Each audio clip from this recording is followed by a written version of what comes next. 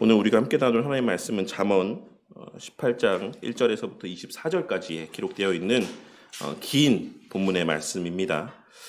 잠언은 거의 대부분의 내용을 솔로몬이 기록했기 때문에 히브리어 원본에는 솔로몬의 잠언이라고 하는 이름으로 그 제목이 붙어 있고, 그 제목의 표현, 솔로몬의 잠언이라고 하는 표현은 잠언 1장 1절에 기록된 말씀에서 인용한 것으로 알려져 있습니다. 우리는 일반적으로 이 잠언의 내용들을 이해할 때 우리 그리스도인들의 일상의 삶에서의 어떤 우리의 지침,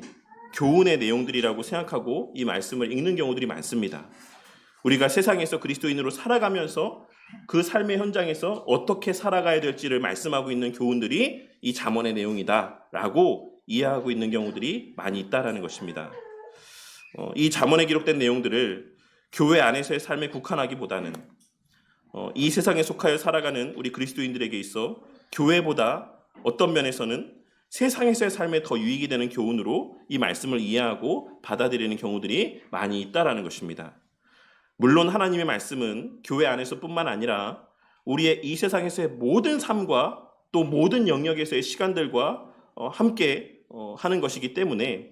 이 정확무오한 삶의 규범의 말씀을 그러한 삶의 영역 속에서도 적용해야 되는 것은 맞습니다. 하지만 우리는 이러한 삶의 교훈들을 교회 밖에서의 우리의 삶 가운데 적용하는 일에 더 열심을 내거나 혹은 교회 밖에서의 우리의 삶에 방점을 두고 이러한 교훈의 말씀을 이해하려 하기보다는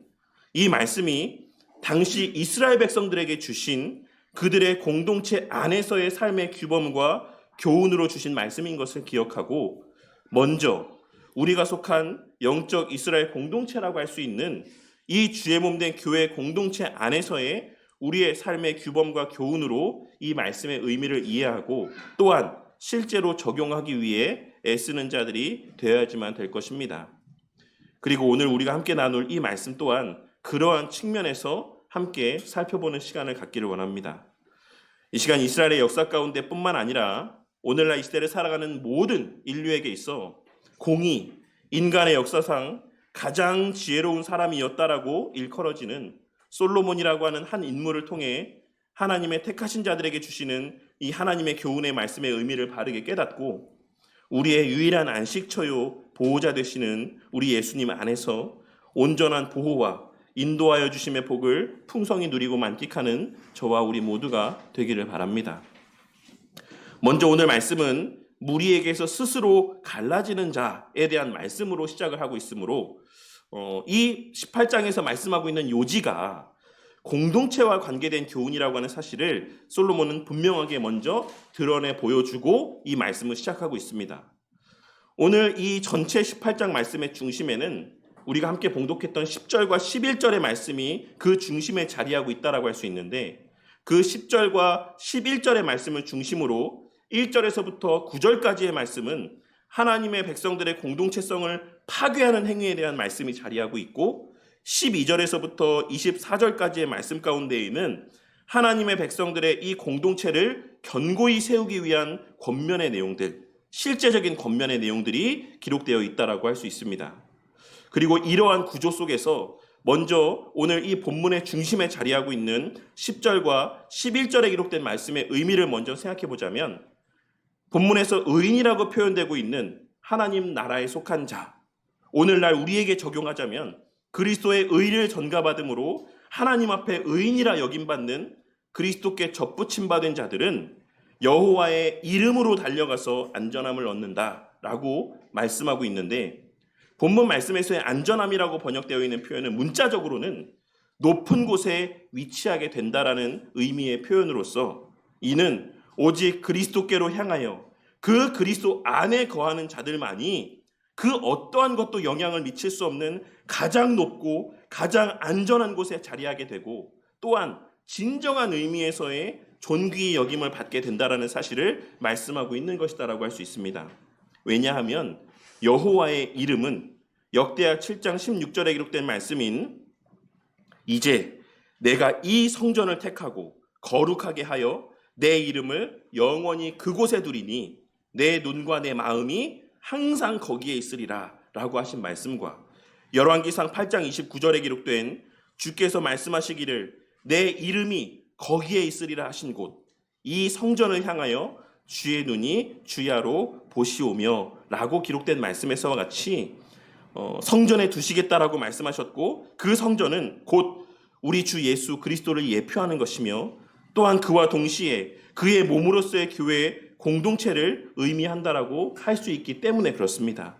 그러니 오늘 말씀에서의 여호와의 이름과 관계된 이 말씀의 의미는 여호와의 이름이 거하는, 조금 더 정확하게 말하자면 그 이름이 의미하는 하나님의 거룩한 속성들이 보증하는 언약의 실제적인 당사자이자 실체라고 할 수 있는 예수님의 몸된 교회 공동체 안에 온전히 거하는 자들만이 그 안에서 참된 보호를 받을 수 있고, 또한 하나님 앞에 진정 귀하고 가치 있게 여김받는 존재들이 될 수 있다라는 의미로 해석하고 우리에게 적용할 수가 있는 말씀이라 할 수 있는 것입니다. 하지만 이와 달리 11절에는 어떠한 말씀이 기록되어 있습니까? 솔로몬은 11절에 기록된 말씀에서 부자의 재물은 그의 견고한 성이라, 그가 높은 성벽같이 여기느니라 라고 말씀하고 있는 것을 알 수 있습니다. 이에 대한 해석은 크게 두 가지가 있는데, 하나는 여기서의 부자의 재물을 긍정적인 의미로 보는 견해가 있고, 또 다른 하나는 그와 반대로 부정적인 의미로 보는 견해가 있습니다. 여기서의 부자의 재물을 긍정적인 의미로 보는 것은 잠언 전체의 말씀 가운데서 부에 대한 견해가 주로 긍정적인 의미로 묘사되는 경우가 많이 있기 때문에 그렇다라고 할 수 있습니다. 잠언 10장 15절에서 솔로몬은 부자의 재물은 거의 그의 견고한 성이라고 표현하고 있고, 14장 20절 말씀에서는 가난한 자는 이웃에게도 미움을 받게 되나 부유한 자는 친구가 많으니라 라고 말씀하고 있으며, 22장 7절에서는 부자는 가난한 자를 주관하고 빚진 자는 채주의 종이 된다라고 말하는 등 잠언 전체의 내용 가운데에서 부에 대하여서는 긍정적으로 묘사하고 있고 가난에 대하여서는 부정적으로 묘사하고 있는 것을 알 수 있는 것입니다. 그리고 그런 맥락에서 오늘 말씀에서의 부자의 재물에 대한 표현도 긍정적인 의미에서의 표현이다라고 보는 견해가 있는 것입니다. 하지만 오늘 말씀의 전체적인 내용이나 바로 앞절에 있는 10절 말씀과의 관계 속에서 생각해 보자면 11절 말씀에서의 부자에 대한 표현은 긍정적으로 보기는 무리가 있다라고 생각이 되어집니다. 솔로몬은 10절과 11절에 기록된 말씀을 통하여서 하나님께 속한 자들은 여호와의 이름, 즉 여호와 하나님의 자존하시고 불변하시며 무한하시고 전능하시고 신실하신 그 속성을 신뢰하고, 그러한 속성 가운데 우리와 맺으신 언약을 반드시 지키실 하나님께 소망을 두고 그 이름이 거하는 교회를 중심으로 하나님의 백성 그 공동체를 중심으로 살아가는 반면에, 그렇지 않은 자들은,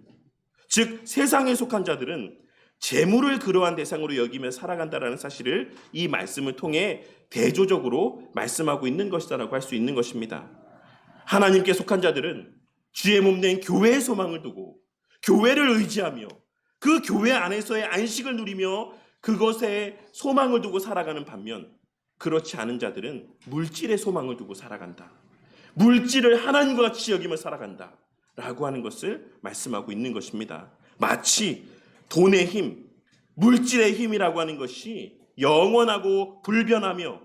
모든 것을 다 가능하게 해주는 전능한 존재인 것처럼 믿고 확신하며, 물질만 많이 소유하고 있으면 그 안에서 나는 영원히 안전하게 보호받을 것이다라고 철석같이 믿고 살아간다라는 사실을 지적하고 있는 것입니다. 이러한 중심의 메시지 가운데 솔로몬은 1절에 기록된 말씀으로 오늘 본문의 말씀을 시작하고 있는 것입니다. 하나님께 속한 자가 아닌 자들은 언약의 공동체의 가치를 가장 귀한 것으로 여기지 않는데, 왜냐하면 언약의 공동체가 자신의 삶을 지켜주는 것이 아닌 물질의 부요함이나 세상적인 어떠함들이 자신을 지켜주는 것이다라고 생각하기 때문입니다. 1절 말씀에서 자기 소욕이라고 번역된 표현은 열망, 만족, 소원, 욕망 등의 의미를 지니고 있는 표현으로서 세상적인 가치관을 갖고 살아가는 자들은 자신의 그러한 세상적인 가치관에 따라서 언약의 공동체에 속하여 살아가는 것이 세상적인 유익이 된다라고 판단될 때에는 그 안에 속하여, 즉 교회 중심의 삶을 살아가기도 하지만, 그러니까 교회에 속한 것이 나에게 유익이 된다라고 판단될 때에는 교회에 속해서 살아가기도 하지만, 만약 그 교회 공동체에 속해서 살아가는 것이 내 세상적인 삶에 유익이 되지 않는다라고 판단이 되면 얼마든지 그 공동체에서 갈라지는 것을 택하고 그 공동체를 뒤로 한다라고 말씀하고 있는 것입니다. 그리고 그러한 자들은 2절에 기록된 말씀에서와 같이 명철이 아닌 자기의 의사만을 중요시 여긴다라고 말씀을 하고 있습니다. 2절 말씀에서의 명철이라고 번역된 표현은 어떤 대상을 구별하고 분석하는 분별력, 분석력을 의미합니다. 그러니 세상적인 사고를 지닌 자들은 교회 공동체 안에서의 말씀대로의 질서에 근거한 옳고 그름을 분별하기보다,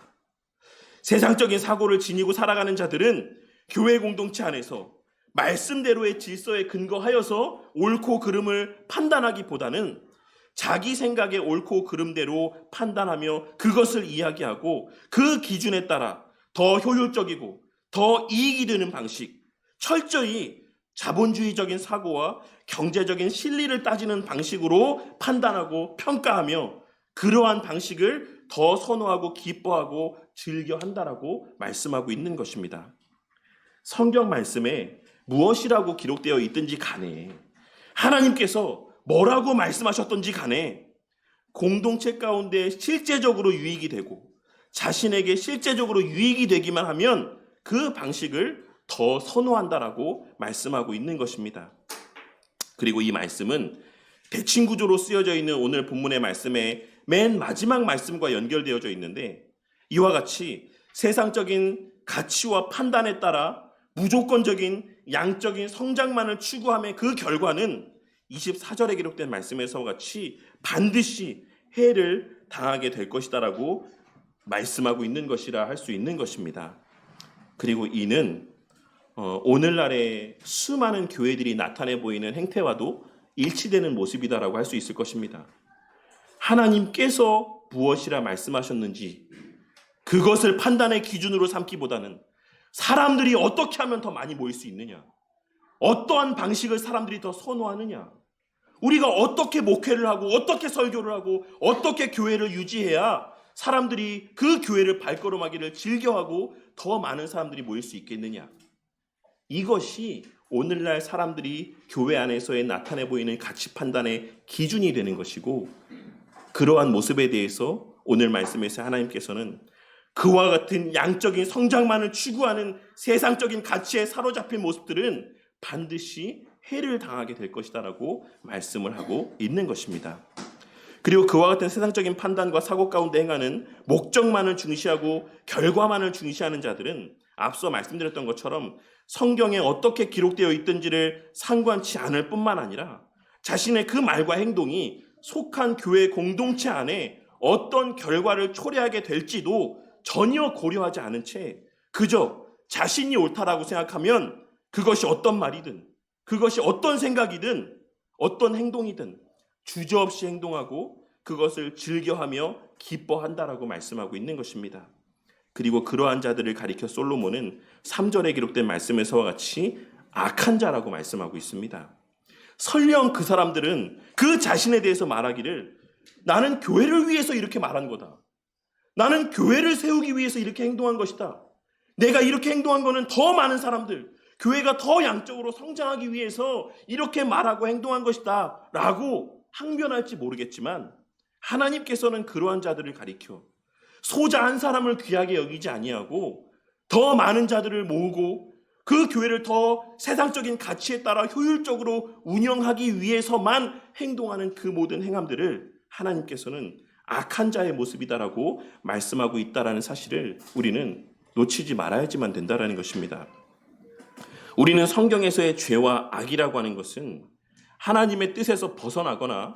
그 뜻에 완전하게 일치되지 않는 것을 말한다라고 하는 사실을 잘 알고 있습니다.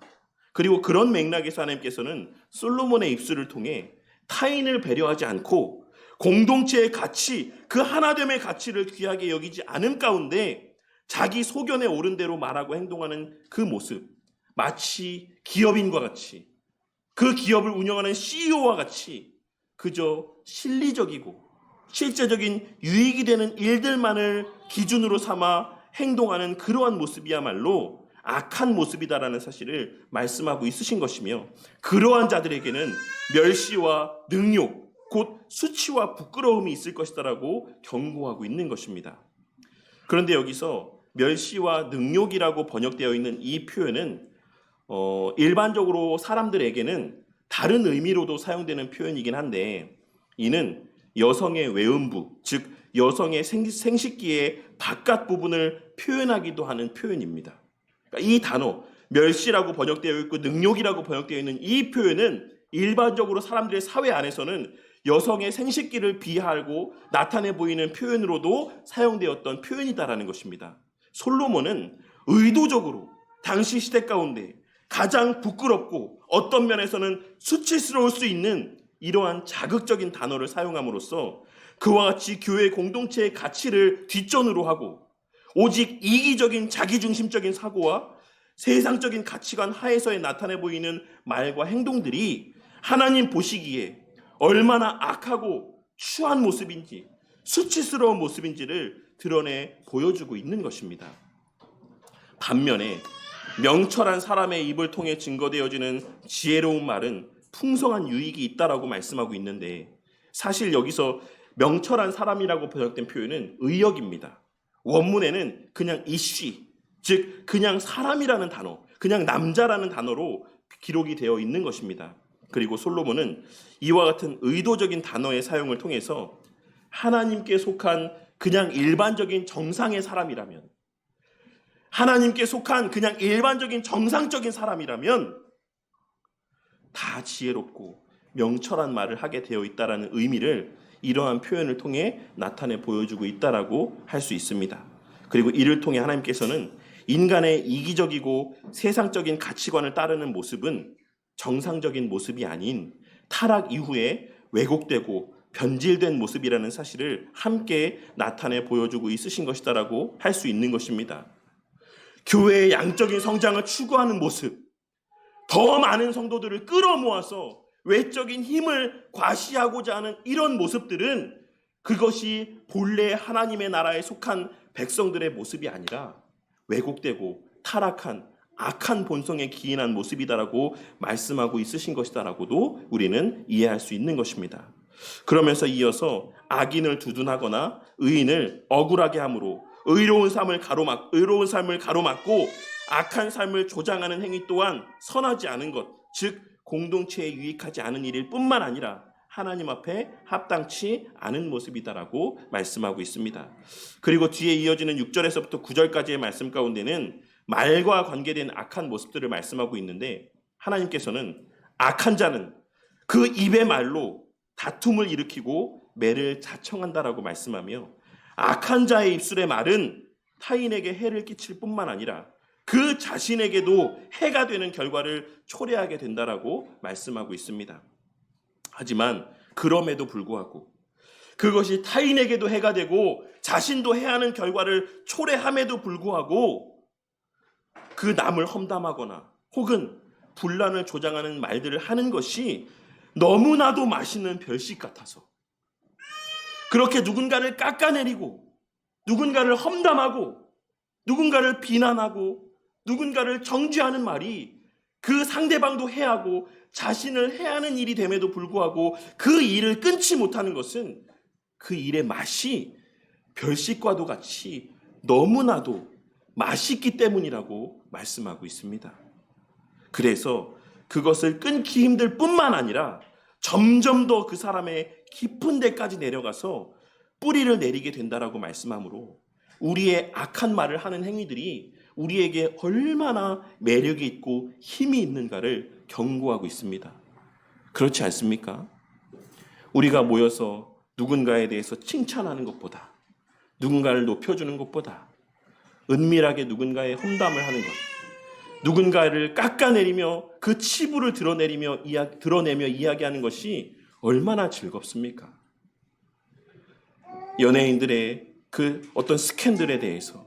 정치인들의 잘못에 대해서 비난할 때 우리는 마치 그런 행위들을 통해서 내가 의로워지는 것처럼, 나는 더 나은 사람인 것처럼 그렇게 우쭐해지는 기분들을 우리는 느끼게 되는 것이고, 그것이 너무나도 맛이 있어서 우리는 그와 같이 누군가를 비난하고 정죄하는 이 행위들을 도저히 끊지 못하는 것입니다. 그리고 이어서 9절 말씀에서는 갑자기 자기의 일을 게을리하는 것에 대해서 말씀하고 있는데, 6절에서 8절까지는 말에 대한 것을 말씀하시다가 9절에서 갑자기 게으름을 말씀하고 있는 것은 입으로 말만 하고 자기 할 일은 하지 않는 모습을 지적하고 있는 것이다라고 할 수 있습니다. 그러니 이를 통해서 우리는 오직 자기 자신만을 생각하며 세상적인 가치관과 사고 가운데 남을 배려하거나 고려하지 않고 함부로 말을 내뱉는 행위야말로 교회 공동체의 온전함을 파괴하는 행위들 가운데 우리가 범할 수 있는 가장 흔한 행위이자 그와 동시에 가장 악한 행위 가운데 하나라는 사실을 알 수 있고, 그와 더불어서 입으로 말만 하며 자신의 할 일, 자신이 해야 될 일들은 하지 않는 것, 입만 살아 떠들며 정작 그 몸은 움직이지 않고 행함은 없는 삶의 모습 또한 하나님 나라 공동체의 온전함을 파괴하는 행위라는 사실을 우리는 이 말씀을 통해 발견하고 깨달을 수 있어야지만 되는 것입니다. 그렇다면 하나님께서는 솔로몬의 입술을 통해 어떻게 하면 교회 공동체를 온전히 세워갈 수 있는 것이다라고 말씀하고 있으신 것입니까? 먼저 12절에서 15절까지의 말씀을 통해 하나님께서는 내적인 면의 중요성을 말씀하고 있는데, 하나님께서는 주의 몸된 교회를 온전히 세우기 위해 먼저 겸손할 것을 말씀하고 있고 조급하지 말 것을 말씀하고 있습니다. 외적으로 든든히 세워가는 것에 더 관심을 갖지 말아라. 내적인 면이 세워져 가는 것에 더 관심을 기울여라. 그것이 더 중요한 것이다. 그러니 교회를 온전히 세워가기 위해 스스로가 겸손한 것, 각자가 서로에 대해서 겸손한 자세를 유지하는 것에 더 열심을 내고 서로의 말을 들어주는 것, 조급하지 아니하고 인내함 가운데 누군가의 말을 끝까지 들어주는 이러한 모습들에 더 열심을 내라라고 말씀하고 있는 것입니다. 그리고 무엇보다 14절에 기록된 말씀에서와 같이 사람의 육적인 부분보다 영혼과 관계된 부분에 더 많은 관심을 가질 것을 말씀하며 15절에 기록된 말씀에서와 같이 참된 지식, 즉 하나님의 말씀을 듣고 배우는 일에 더 열심을 낼 것을 말씀하고 있습니다. 그리고 이는 오늘 오후에 함께 나눌 성경적 교회와도 관계된 내용 가운데 사도행전 2장에 기록된 말씀에서 오순절 성령 강림의 사건 가운데 교회가 탄생한 이후 그들이 가장 먼저 무엇을 했는가? 성령 하나님이 그들 가운데 임하시고 난 이후에 그 성령이 충만한 사람들, 그 성령 하나님의 임재를 경험한 사람들이 가장 먼저 무엇을 했는가를 말씀하고 있는 그 내용과도 일치하는 바라고 할 수 있을 것입니다. 그리고 이어지는 16절에서부터 19절까지의 말씀에서는 앞에 언급한 내용과의 대칭의 구조 속에서 다시 또 하나님 나라 공동체의 가치를 귀하게 여길 것을 말씀하고 있는데, 16절의 말씀은 불의한 뇌물을 말씀하고 있는 것이 아닌 서로를 생각하는 마음에서 준비한 각자의 그 진심 어린 마음이 담긴 긍정적인 의미에서의 선물을 서로 주고받을 것을 말씀하고 있는 것으로, 진정한 사랑의 관계는 서로에게 베풀고 서로를 물질로 섬김에 있어서도 결코 인색하지 않아야지만 된다는 사실을 말씀하고 있는 것이다라고 할 수 있습니다. 그리고 또한 17절과 18절 말씀에서는 형제 간의 문제를 해결함에 있어 항상 공정성을 유지하기 위해 애쓰고 그 일을 쉽게 판단하기 어려운 경우에는 18절에 기록된 말씀에서 같이 하나님께 맡길 것을 말씀하고 있습니다. 그리고 이러한 권면을 하는 이유는 19절에 기록된 말씀에서와 같이 형제 간의 마음이 틀어지게 됨으로 발생하는 문제들은 해결하기가 너무나도 쉽지 않기 때문이라고 말씀하고 있는 것입니다. 형제 간의 깨어진 관계를 다시 돌리기에는 너무 많은 수고가 들어간다. 서로 간의 관계가 틀어진 그 마음을 다시금 하나 되게 만드는 일은 너무나도 힘들다. 그러니까 애초에 그 형제 간의 그 온전한 관계가 깨어지지 않도록, 그 깨어지지 않게 되는 일들 가운데 더 열심을 내라.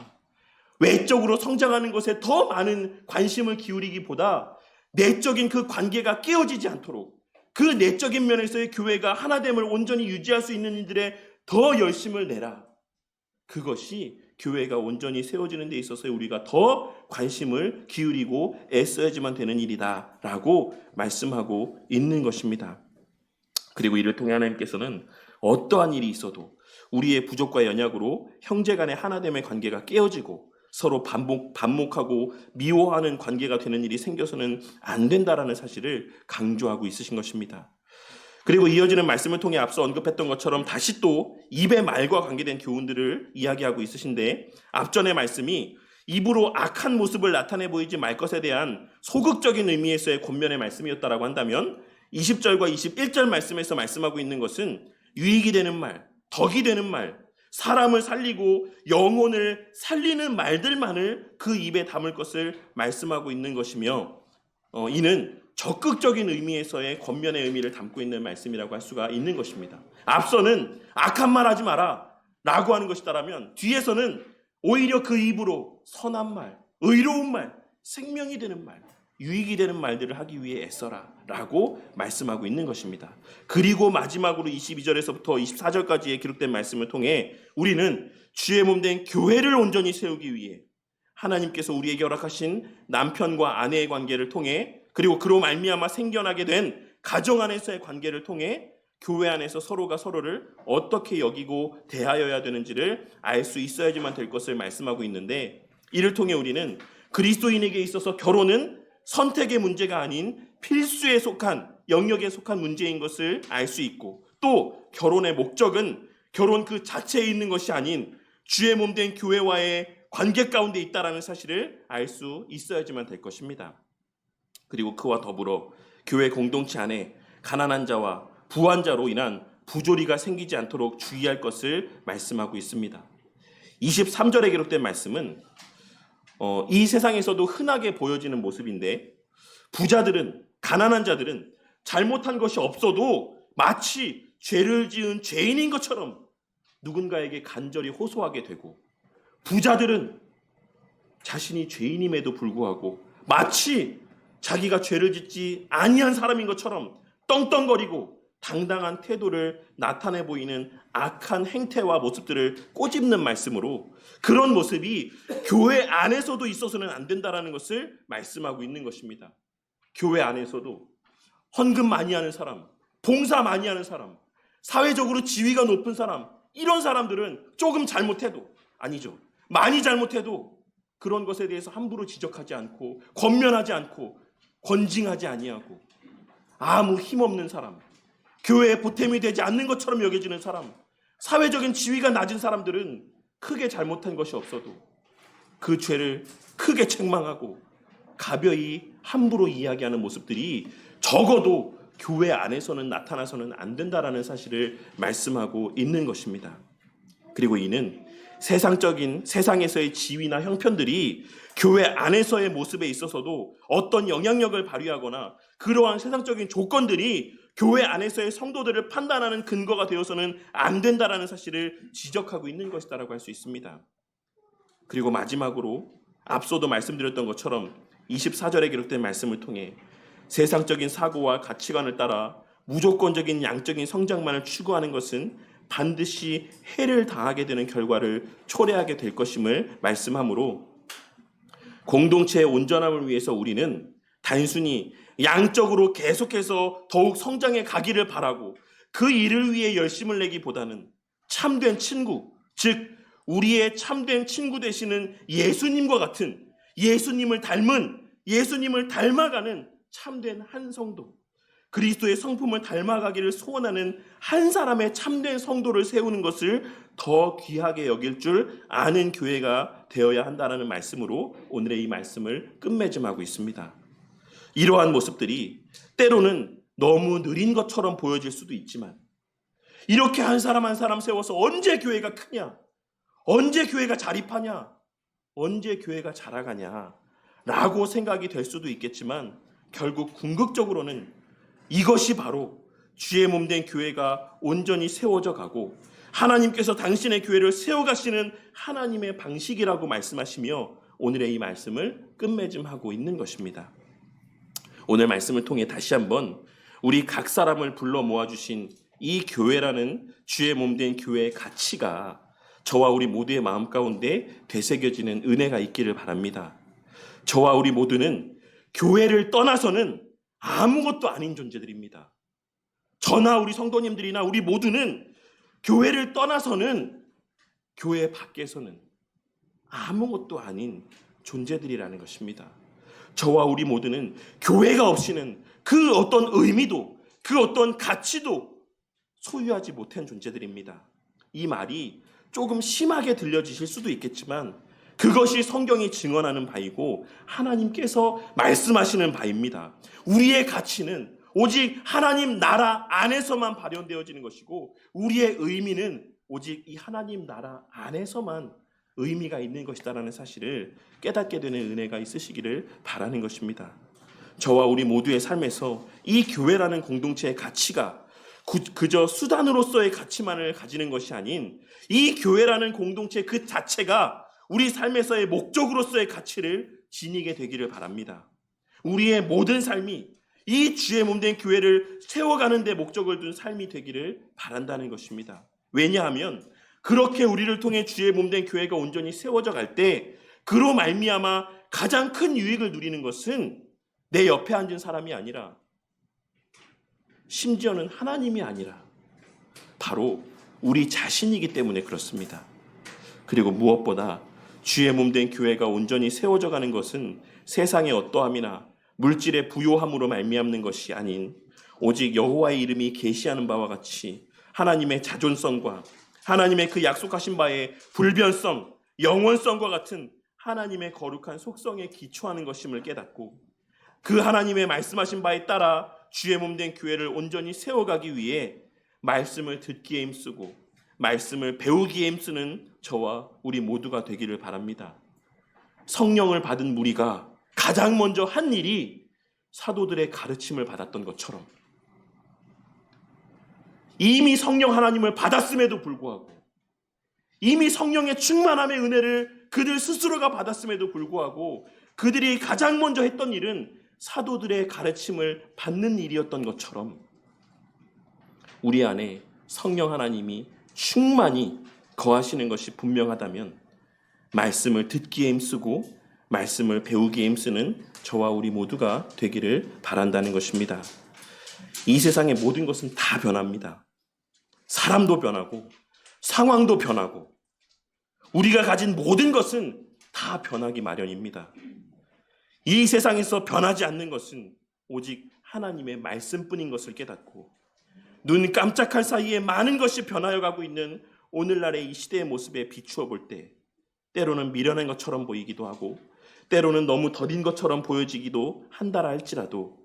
하나님의 신실하심과 그 능력을 신뢰하며 묵묵히 하나님의 말씀하신 바에 집중하고 천착하며 주의 몸된 교회를 그 말씀대로 온전히 세워가기 위해 애쓰는 저와 우리 모두가 되기를 바랍니다. 비록 많은 사람들이 물밀듯이 밀려올 만한 매력적인 프로그램들이 존재하진 않는다라고 할지라도 그런 외적인 매력은 떨어진다라고 할지라도 성도 한 사람 한 사람을 귀하게 여기고 서로의 부족과 연약을 서로의 섬김을 통해 채워가며 서로를 대함에 있어 인색하지 않고 자신의 전부를 아낌없이 내어주며 늘 서로에게 유익이 되는 말, 서로에게 힘이 되는 말, 생명이 되는 말과 행동을 나타내 보이기에 힘쓰는 우리 바른교회 공동체가 되므로 그 아름다운 입술에서 나는 아름다운 사랑의 열매들을 늘 풍성히 먹고 마시는 은혜가 우리 가운데 가득하기를 바라는 것입니다. 오늘 말씀을 통해 우리에게 주신 결혼이라는 제도를 통한 가정이나 물질의 부요함이나 이 세상에서 누리게 하시는 모든 은혜들이 결국은 여호와의 이름이 거하는 이 하나님 나라의 현실로서의 교회 공동체를 든든히 세워가고 그 안에서의 참된 평안과 만족과 존귀 여김을 받게 하시기 위해 주신 은혜인 것을 깨닫고 비록 양적으로는 더디게 자라갈지라도 단시간에 많이 모이는 교회가 되어 해를 당하기보다 그리스도를 닮아가기를 소망하는 한 사람, 우리의 참된 친구 되시는 예수님과 같은 한 사람 한 사람의 참된 친구와 같은 성도들이 모여드는 교회가 되어 그러한 자들 사이에서의 고륙보다 더 가까운 사랑의 교제 속에 그 신앙이 안전하게 보호받고 견고히 자라가며 하나님 나라의 아름다움과 참된 영광을 이 세상 속에서 마음껏 드러내고 발현하는 우리 바른교회 공동체가 되기를, 이 어둡고 악한 시대 속에서 밝게 빛나는 표대의 역할을 감당하는 우리 바른교회 공동체가 되기를 주님의 이름으로 간절히 축원합니다.